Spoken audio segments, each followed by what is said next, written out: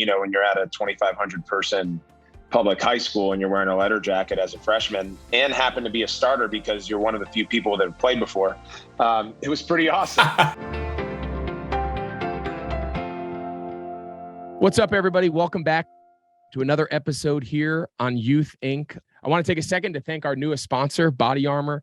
Body Armor fuels this show and all of the youth teams that I work with here in the Charlotte area, which, of course, you guys know very well how much we work with them and how much time we spend on the field. So thank you so much to Body Armor for joining us here on Youth Inc.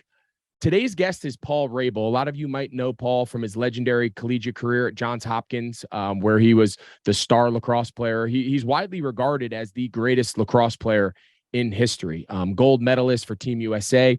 Well, Paul is the co-founder of Premier Lacrosse League, which has really taken lacrosse and put it on the map across the country.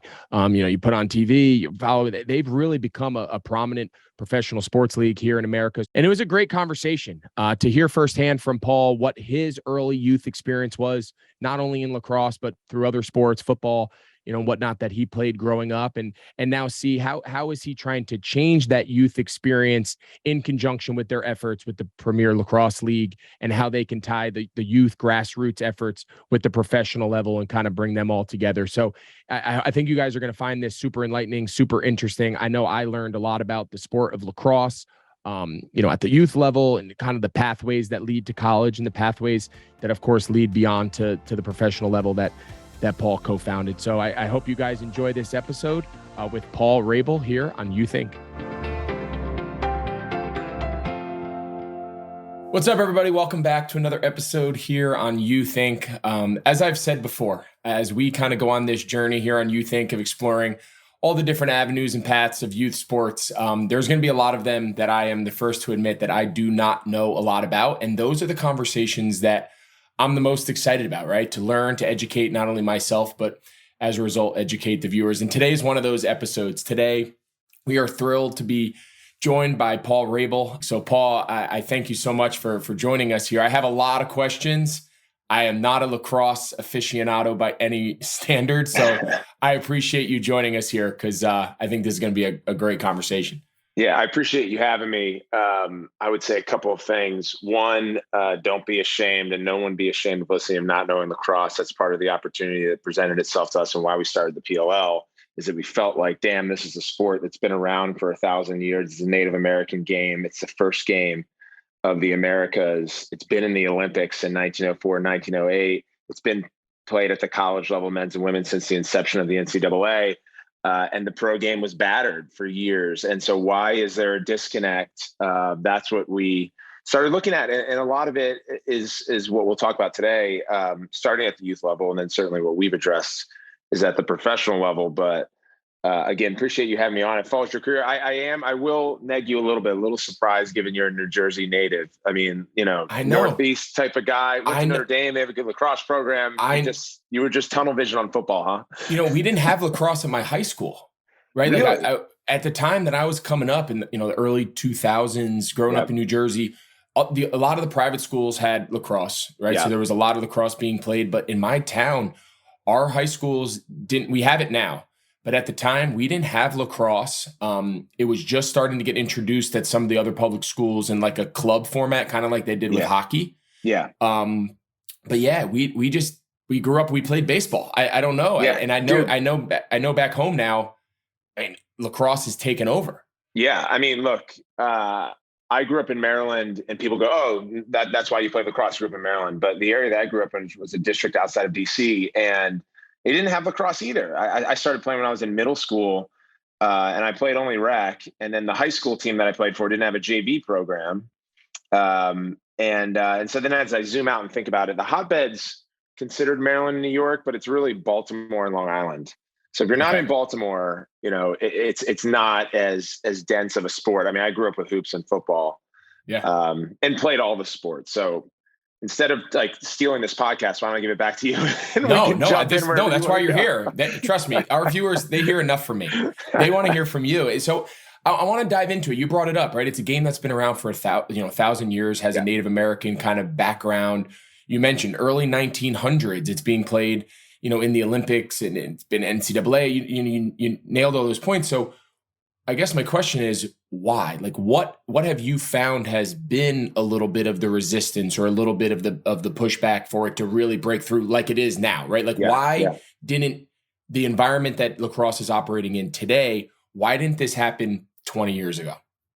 Ooh, so I think there's three like mutually inclusive ways, but they're each distinct. So if you think about the history of lacrosse versus other equipment sports, call it football, hockey, golf, the difference between football, hockey, lacrosse, and golf is that football received public funding in the 60s and 70s to distribute equipment at the youth level. So when you and I and everyone played football, Pop Warner or Rec, we were given our helmet and pads. Those are two of the most expensive pieces of equipment to access. And if we look at the history of this country and the best, most beautiful games in the world, they have the lowest barrier to enter. Accessibility is across the board. It's why soccer is a global game. All you need is a ball. All right. It's why hoops is taken off too, because we have basketball courts in every neighborhood and all you need is a ball. In football, your equipment is largely donated or it's part of the public funding route. Lacrosse, hockey, golf missed the mark. And if you look at the wealth caste system and history in America and the socioeconomic gap, it just inherently limits access. So that's number one. And kudos to football in America and why it really took off, because lacrosse was being played in the Ivies exclusively, just like football was played in the Ivies exclusively, because they were both limited access sports. So that's if you look at it side by side. And then if you look at just kind of where lacrosse missed the mark versus those two other sports, hockey and golf, is hockey's more of a global game and had a really good professional institution in the NHL over the last 100 years that has allowed its growth to trickle down from the top down. But hockey really struggled in the 80s and 90s, and current ownership groups were buying franchises for pennies on the dollar not too long ago. And now with modern media and other advances, we've seen hockey really take off.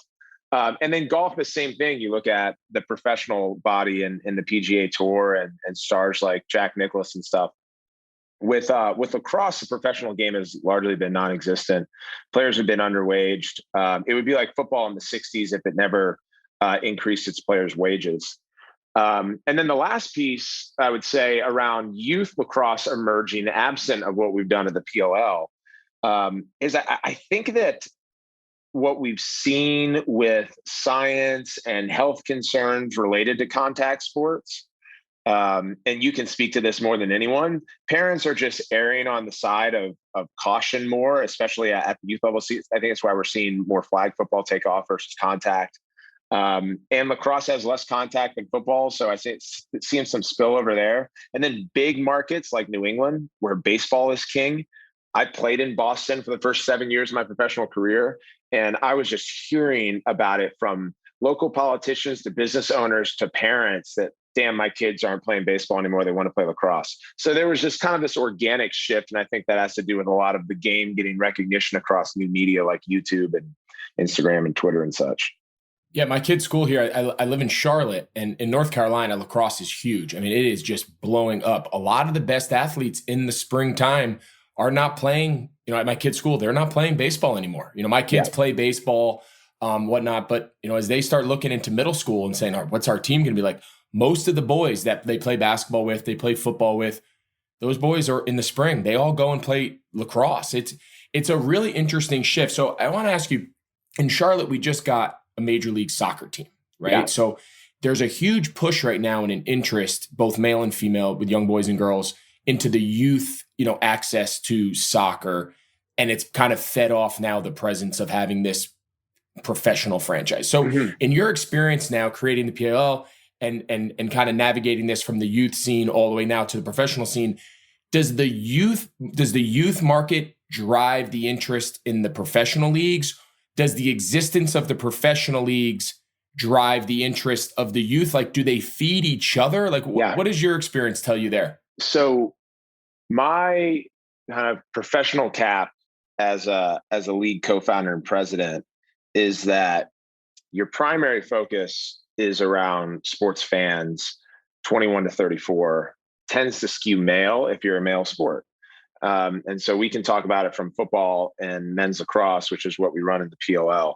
And some of that 21 to 34 audience played lacrosse. Some of them didn't. Some of them have family that did or friends that did.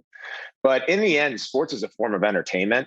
So we can see participation dwindle at the youth level in the NFL, but the NFL continue to skyrocket in value. Right. We're never having conversation around more octagons opening up for 12 and under to learn the UFC. They continue to grow. So, but I think that the previous regime in Major League Lacrosse, they were so focused on getting lacrosse participants in stands. They built their business model around how many kids play lacrosse, convert to butts and seats, can convert to eyes on screen. That, from my perspective, is icing. It's a great opportunity, and you hope that participation is high. Adam Silver would say that much like a car salesman, the easiest way to get someone to watch the NBA is to have them dribble a basketball. You want someone to drive a car, they're 60% more likely to buy it. And so I think that it is super valuable that we have growing participation, both boys and girls in lacrosse, that we're seeing more universities open up programs for men's and women's at the college level, that we're seeing more adult programs. And that is our core audience that we're focused on. But for the PLL to really go where we want it to go, we need to get the 180 million casual sports fans to tune in. Yeah. So the other day I'm on Twitter, I'm following Dan Orlowski. The game you said you just came from Connecticut, and I've gotten to know Dan, both as a player and then obviously now with his work with ESPN. And he was at the game, and he was kind of live giving videos, and he's really become a big lacrosse fan. And he's the first to admit he knows nothing about it. But there he is, right? A prominent sports figure on TV, now on social media, and he's in Connecticut in his home, where he lives. And him and his boys have become like diehard lacrosse fans. So that, to your point, if you're a sports fan and you can put a really good product on the field, whether you have a great understanding of it or not, you can learn to appreciate it regardless of how much involvement or how much experience you've had as a player. 100%. And we actually went to Charlotte in our second game of the season. It was the first time going to Charlotte in our 4 seasons so far. And we know that the Hounds played there in the former league. And we went to the newly renovated American Legion Memorial Stadium. And then we had Luke Kuechly come, we had Sam Darnold come, and we have a President's Row that's like right on the 50-yard line, and these fieldside seats that mimic a courtside seat in hoops. Yeah. And we're seeing more guys and more celebrity athlete women come to games and watch. And Dan came, Chris Krieger came from the Rangers this past weekend. We even had Josiah, who's like the big NBA Twitter conversationalists and journalists. So we're getting more people who knew about lacrosse and coming because of what you said, which is, as long as the product is incredible and the environment is fun, then people feel like they have the license to go and check it out. Yeah. It's so true. A buddy of mine, Chris Hogan, who played lacrosse at Penn State, then became a football player, then reinvented himself and went back and played professional lacrosse last year. What an athlete. I remember one day he came over and he had his sticks in the backyard, and we were out back, and he's trying to teach my kids. But it's incredible, the athletes, and just when you watch it and you put it on, even though if you don't know what's going on, like watching it, those guys out there are just incredible athletes. So take me back now. Okay, you've mentioned the correlation, whether it exists or not, between the youth participation and then what you guys are doing at the professional level. But so take me back now, like what did the youth lacrosse experience look like when you and I were growing up, right? What did that look like? And now what does it look like? I have 3 young kids, 11 and 2 9-year-olds, like what would the lacrosse look like now versus what it looked like when you were coming up the ranks? Yeah. So I think you're 37, right? I am. I'm 36. So we're about, you nailed it. You have 3 kids. I have none. So you can tell me more about their experience and I can probably estimate, but it's I think it can be valuable because we both have different perspectives. You have a bloodline perspective, which I can imagine is really, really difficult. And I can look at it more objectively because I don't have that bloodline connection to a son or daughter going through it currently. But when we were growing up, club lacrosse hadn't really started yet. It was primarily AAU, which did a lot of their own fundraising. I remember doing like car washes and things like that.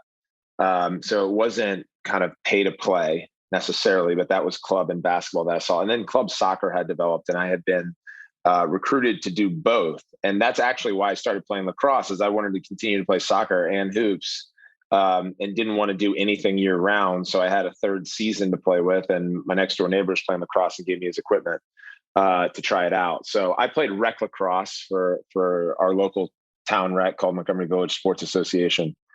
That took me into high school, and the public school that I went to my freshman year, they didn't have enough interest to field a JV team. So everyone was automatically on varsity. And, when you're at a 2,500 person public high school and you're wearing a letter jacket as a freshman and happen to be a starter because you're one of the few people that have played before, it was pretty awesome.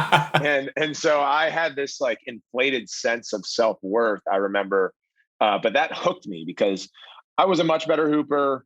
And I got the call up to varsity and playoffs. It was kind of like a thing my freshman year, but I was just better at lacrosse relative to the pool of players. So I think a lot about finding your passion where that exists. And for me, it's really about finding what you're best at. And then if you get really, really good at that, it quickly becomes your passion.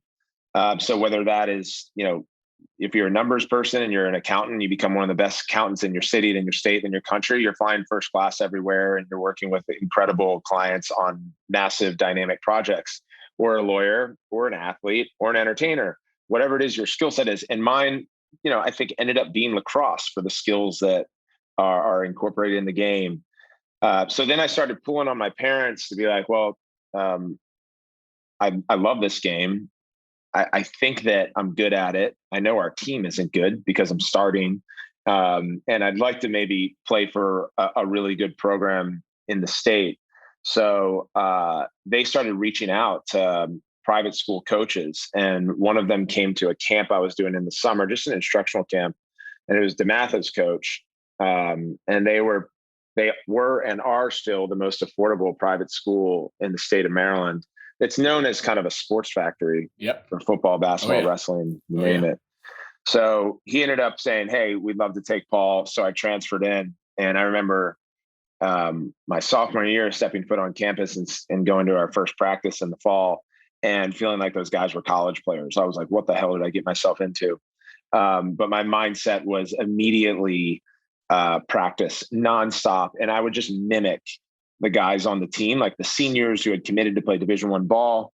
And then I'd gotten from my assistant coach access to some VHS tapes of Hopkins and Syracuse games, Virginia games, because those were the only mediums you could watch when you and I were growing up. There wasn't access to YouTube.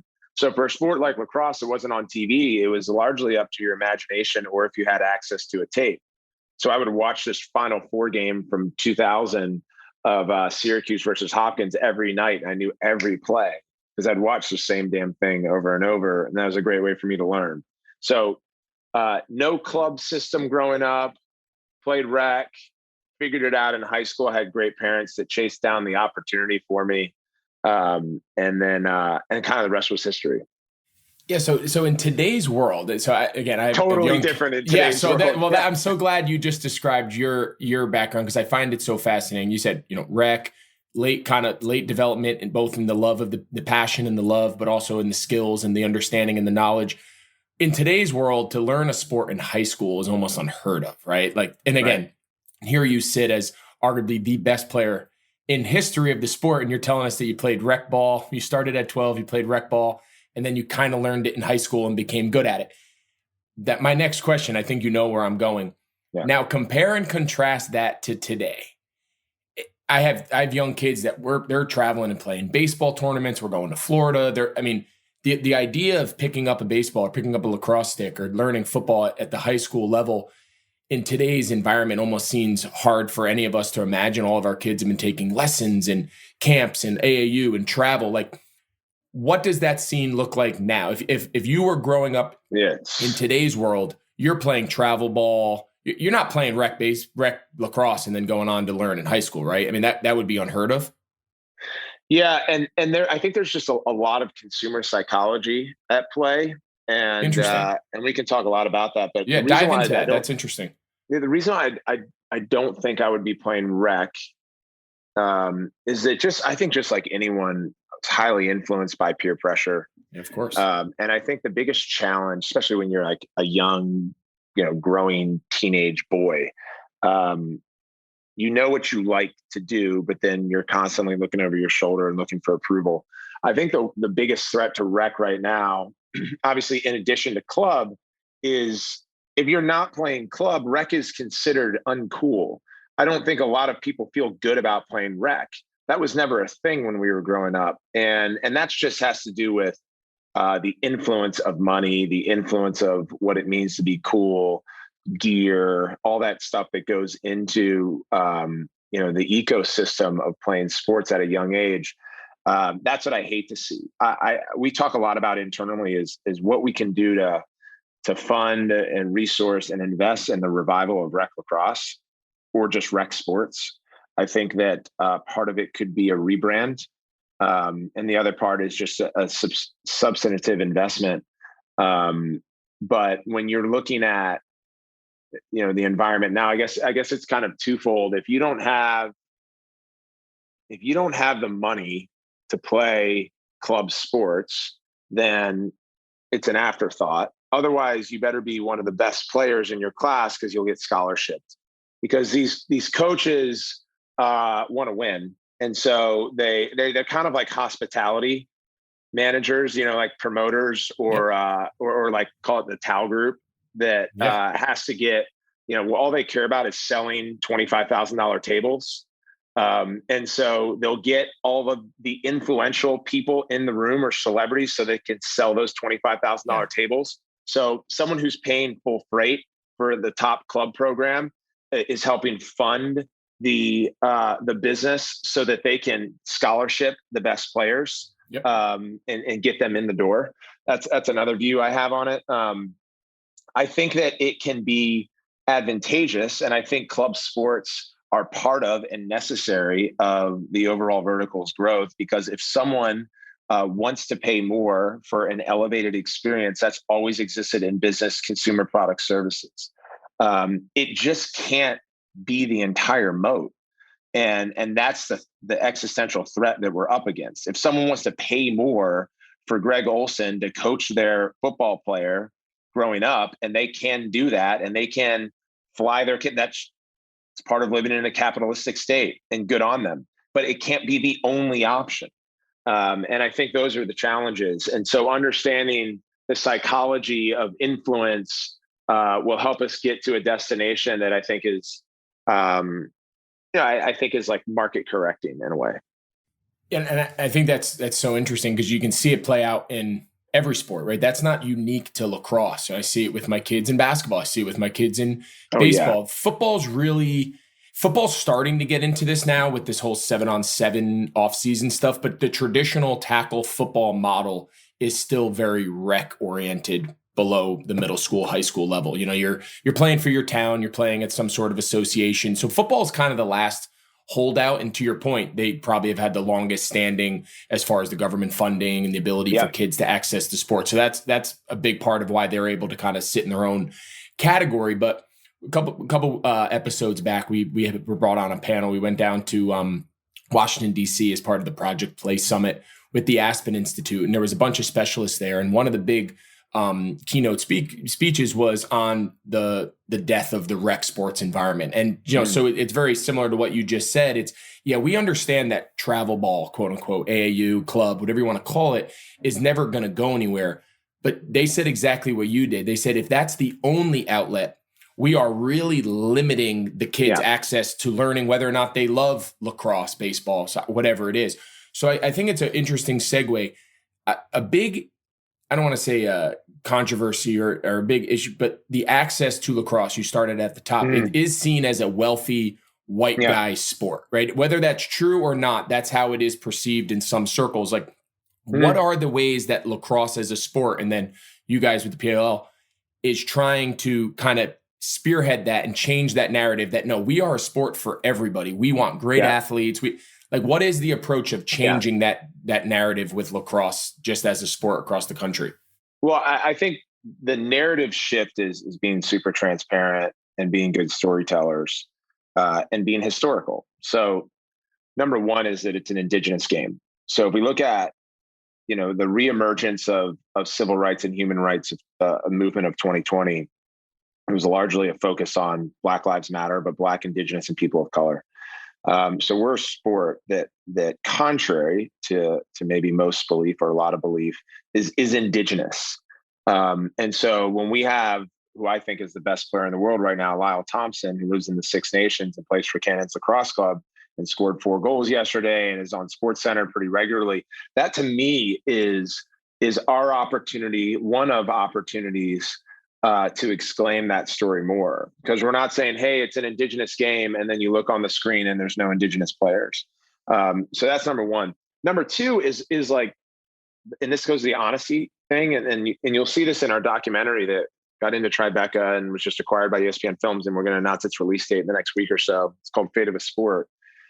And one of our interviewees is Jeffrey Wright, who's this famous actor. He's also an activist, and he played lacrosse and just a wonderful human being. And he's talking about, which essentially lives in Act Two, lacrosse's reputation and its history. And he's just very, very clear around this not being a sport thing. This is actually an American thing, right? And so if you look at things that are expensive and difficult to access and are geographically exclusive, that's how this country has been for hundreds of years. And that's not different than how golf is, which, you could argue with data and you could argue with emotion. It's far more exclusive than a sport like lacrosse, where you actually have to then find a course that's expensive to play on. Like, we just need a grass field. Yep. And the same thing with hockey, which you have to get ice time in America, is really difficult. And talk about the club fees in hockey. And we actually, on a percentage basis of Black, Indigenous, and players in our league, have more than the NHL on a percentage basis and golf combined. So it's like, where did our reputation start building in that direction? Talking honestly and openly about that. And then how do we shift it? So where are we investing in the communities to give more access to lacrosse versus just saying, it's expensive and difficult to play, so we're just going to stay the course. Now we've got to work 2, 3, 4 times as hard, because access is important. Because when more people have access to a boardroom decision or a game like lacrosse, it's going to become a better decision. It's going to become a better game. So, of course, access is always kind of at the key of every sport, right? That's something that everyone's trying to attack at some level. How much, though, along the lines of access, is there kind of a cultural shift, right? How much of a battle do you guys find? So, for example, when I played in Chicago, right, city, metropolitan type area, basketball was the culture of the city, right? Yeah. The kids growing up in the neighborhoods, in the city, they grew up playing basketball, right? Then when I lived in Miami, when I went to school down there, similar environment, similar city type urban environment, those kids grew up playing football. And then you go to, so different parts of the country, there's like regional cultural acceptance to different sports. And whether that's across races or within a race, like how much do you guys like identify the cultural component to making lacrosse quote unquote cool if you're not in the traditional white family who use, like, you know what I'm saying? There's so much of that regionally, racially. Like, what are you guys doing? You said you're good storytellers. Like, what are you guys doing to kind of open this up to say, hey, it's cool to grow up in the inner city and come play lacrosse and be a great athlete and have another outlet?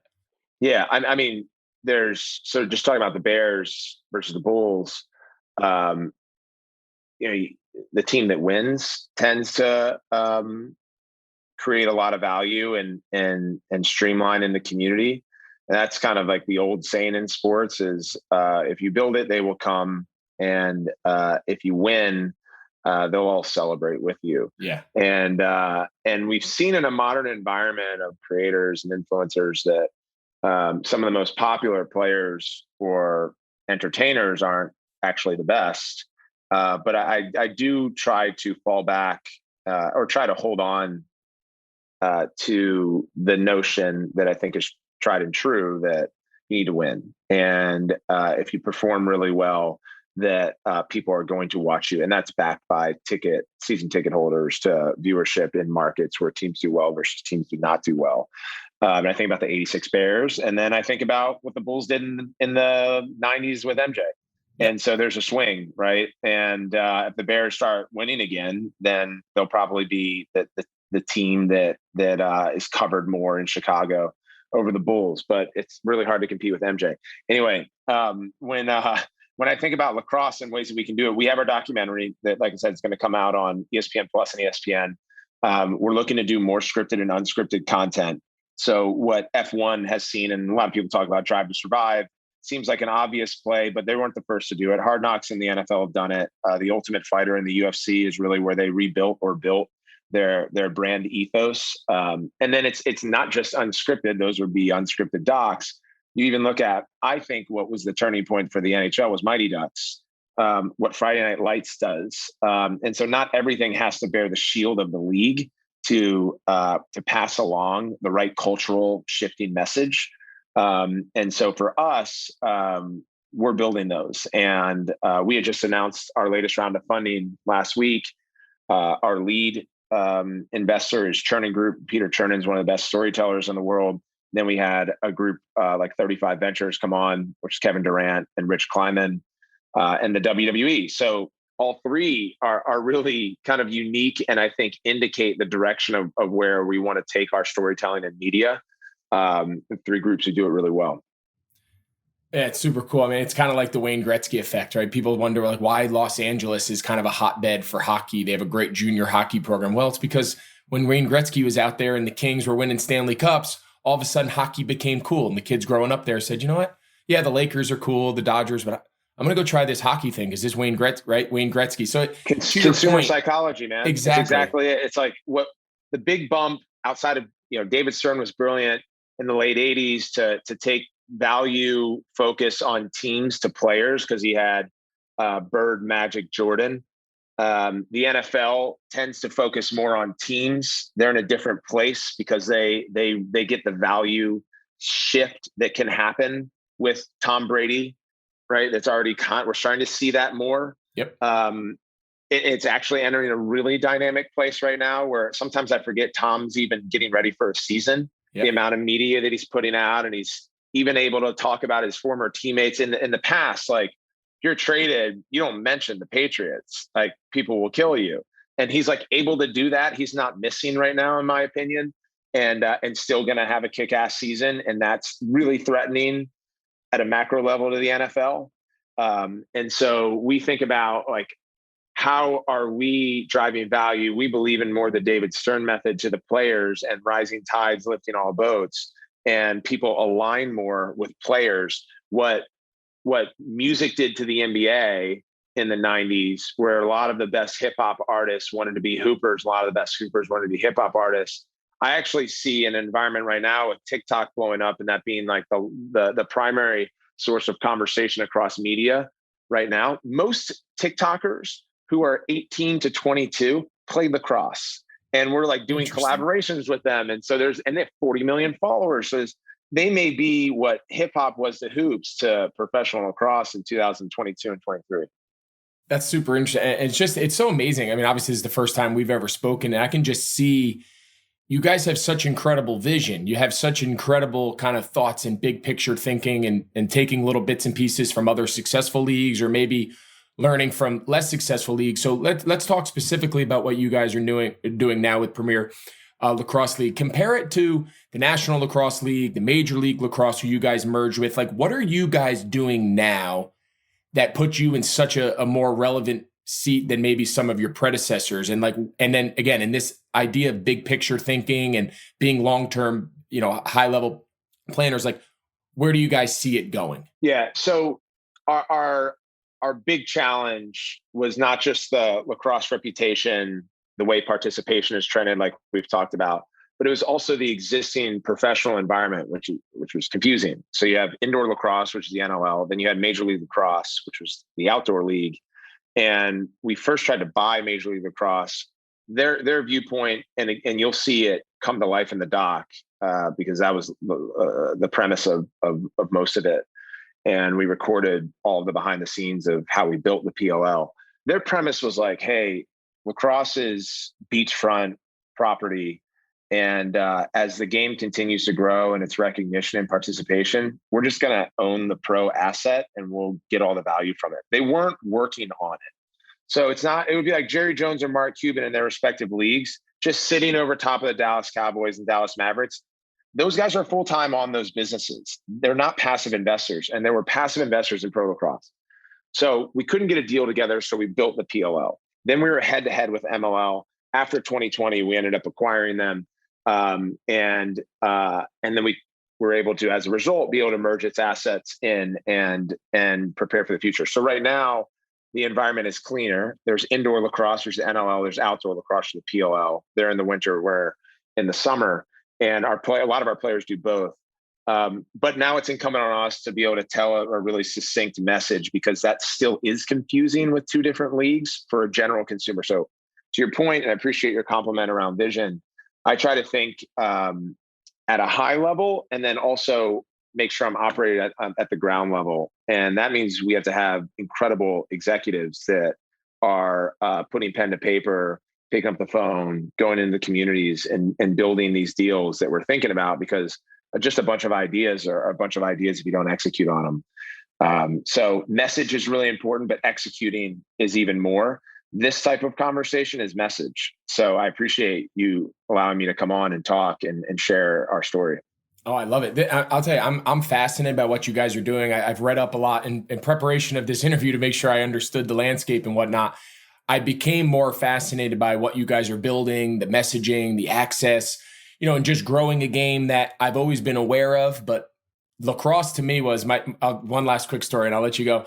When my dad was a high school PE teacher, and he was our football coach, and I had an older brother, and he came home one day with 2 lacrosse sticks and a lacrosse ball from like PE. Yeah. And so lacrosse to us was the two of us would go in the backyard, and we had like a lawn chair that would sit against the wall, and that was the goal. And we would in essence play one-on-one basketball, but with lacrosse, right? If you miss, you got to take it back to half court, and we would just play on one. But we were running circles around his grass, playing one-on-one lacrosse as middle school, high school kids. That he's like, you guys can't play anymore. You're ruining my grass. Get out of here. Go in the driveway. Go in the road. And then, so like to me, that was lacrosse. Lacrosse was just playing in the backyard, but we never played anything organized. So I guess my point is like to hear your vision and to hear where you guys are trying to take the PLL and that messaging and all that. I can't wait to see the documentary. You guys, it's coming out here. You mentioned it here soon. So I appreciate for joining us, Paul, and sharing kind of the vision. I'm a fan now. I'm going to take my kids. We're going to come watch a game one of these days. I might hit you up for some tickets. Yes, we'll host you. And I do have to add one thing, because I love your messaging and the purpose of this show. Well, maybe 2 things. So Bill Belichick grew up playing lacrosse. You mentioned Hogs. I played with him last year. He's such a great guy. And then this past week at the ESPYs, I was with Travis Kelce, who grew up playing lacrosse. You guys would be beasts if you played in the PLL. All right, here's my message. I wanted to make sure I said this on the show. For all the parents and kids that are dealing with the youth environment right now, which is really difficult to navigate, I know a lot of them is just basically like, all right, my kid loves lacrosse, my kid loves basketball, my kid loves soccer. How do I get them into college to play? And that's where the pressure lives. For a sport like lacrosse, it's a combination, I think, of all the best disciplines: contact of football, endurance of soccer, agility of hoops, hand-eye coordination of baseball, hockey. And what we see so much of now is sports specialization, and that happens so early. I don't know about you, but I played multiple sports all the way through high school. And you have to make a decision that, I get it. If you're playing full-time lacrosse, your stick skills are going to be better as a 12-year-old than if you were like me at 12 and only playing during the spring. But what I was able to tap into, and you brought this up, and become a better college player than most and a better pro player than most, is I had this unknown potential where, because I played hoops, because I played soccer, because I played hockey and football and track and field, I started adding those skill sets to my game in lacrosse. And that's why I kept improving. So the decision you have to make is, do you want your kid to be the best that he or she can be? If so, playing multiple sports and learning athletic disciplines across the board is more valuable than just the short-term gains because you're playing a sport more in the near term. So long-term investment, I would suggest multiple sports. Short-term, you know what you're going to get out of it, but it's not going to pay the same dividend. And that's what I wanted to say. So thanks for having me on, man. Of course, man. Well, I appreciate that message. That was really well said. And that's pretty much the whole basis of our show, is exploring all of those different avenues. So Paul, I really appreciate it. Best of luck with everything. We're going to be following. What you guys are building there is special, and we wish you the best of luck. And I look forward to following along and seeing what big things you guys have in store. Appreciate it, man. I appreciate it, Paul. Thank you so much. I hope you guys really enjoyed that conversation with Paul Rabil, the co-founder of Premier Lacrosse League. They are exploding. I mean, you put on the TV, you put on network or cable TV, they're everywhere.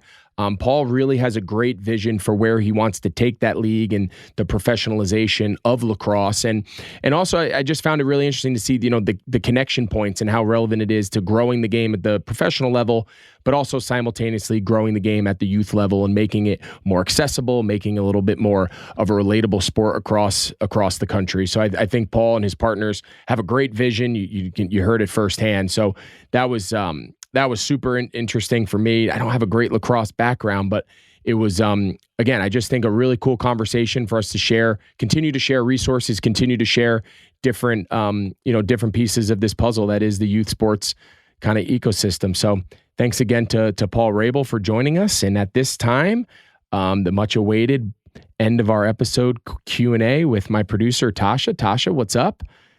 What do you have for us today? What do you have for us today? This is an interesting one. Someone sent in this question. It says, how does a young athlete communicate to a coach that something they said hurt their feelings?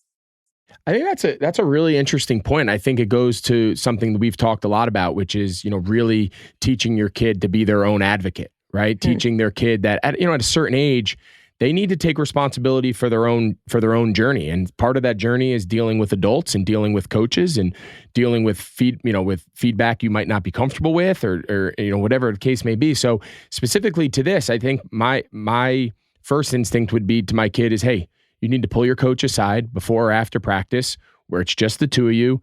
And you need to feel confident that you can share what made you upset and give the coach an opportunity to either clarify or maybe take back and apologize and reconsider his words, reconsider what he said to you. Oftentimes in the midst of a practice or in the midst of a game, things are said that can be taken the wrong way or taken the right way. In this case, maybe the coach really did say something that you found offensive. And I think to teach your kid that they can advocate for themselves, speak up, communicate with their coach, say, hey, coach, last game, you said this, again, and give the coach a chance to address it. And hopefully, if it gets worse or it continues, then of course the parent needs to get involved. But the first crack, I would try to let my kid advocate on behalf of themselves and hopefully learn to deal with hard conversations before, as a parent feeling like I needed to get involved. So I think that's a great question. Has a kid or from any of your teams ever pulled you aside and did that with you? They haven't. I mean, have I been hard on kids before? Yeah, but it was probably my own kid. So I had some conversations, before we went to bed that night where, we'd talk it out with my own kid or whatnot. But, I always, my thing is I am hard on the kids. I demand a lot of them, but I never make it personal, right? I never attack them as people, right? And we used to have a saying, in the NFL where we attack problems, not people.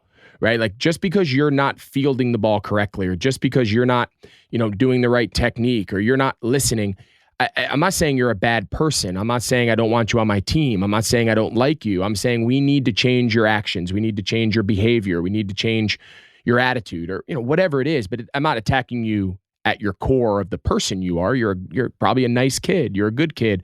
We just need to see different inputs so that the outputs can be a little bit better. So, we don't attack people. We don't criticize the kid.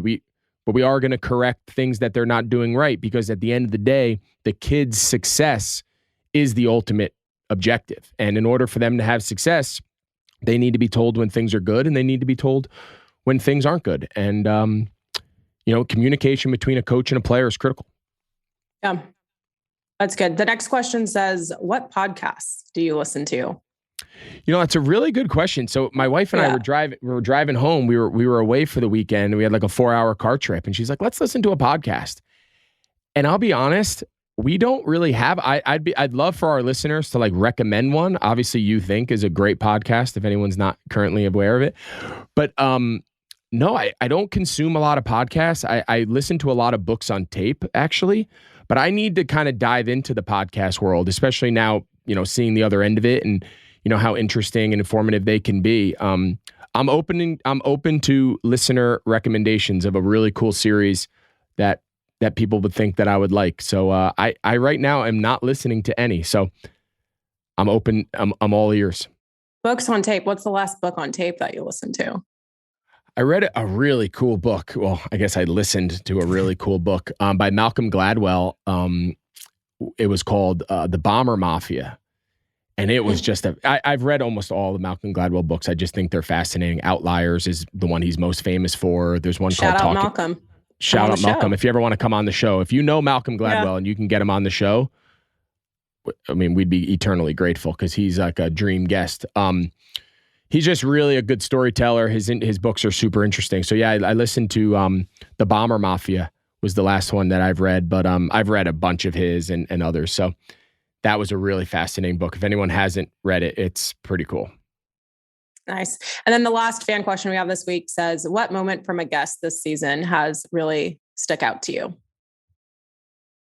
Oh God, there's a lot. There seems to be one little nugget, one aspect of the conversation with every guest that just really catches you and you says, all right, this is why we had this person on. This is why this story is so relevant and so interesting.